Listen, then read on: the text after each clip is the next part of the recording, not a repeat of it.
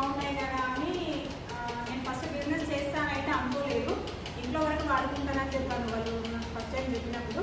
సరే ప్రొడక్ట్స్ బాగున్నాయి కదా అని చెప్పేసి నేనేం అంటే నాకు ప్లాన్ కూడా తెలియదు అసలు. నాకు వెస్టిజ్లో ఇన్ని ప్రొడక్ట్స్ ఉంటాయని కూడా తెలియదు, నాకు ప్లాన్ తెలియదు, ఏది తెలియదు. ఓన్లీ ఆయిల్ గురించి చెప్తే జాయిన్ అయినా నేను. ఇంకా నేను ప్రొడక్ట్స్ తెచ్చుకున్నాక ఒక ముగ్గురికి చెప్పిన. మా ఇంట్లో పైన రెండుకుంటారు, పైన రెండుకుంటే ఆమె మా పక్కింటి ఆమె ఎదురింటాము. ఈ ముగ్గురికి చెప్పినా నేను చెప్పాను. నెక్స్ట్ డేనే వెళ్ళి ప్రొడక్ట్స్ తెచ్చుకున్నారు వాళ్ళు. వాళ్ళ ఐడి వేసేసి నేను ఆధార్ కార్డు వదలని ఇచ్చారు, ఐడి వేసిన ప్రొడక్ట్స్ తెచ్చుకోరు.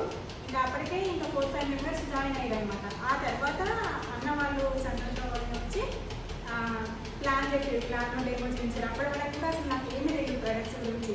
సరే చెప్తే బాగుంది కదా అన్నట్టు అట్లా చెప్పుకుంటూ వెళ్తున్నాను. ఇప్పుడు ఇంటర్ లెవెల్లో ఉన్నాను.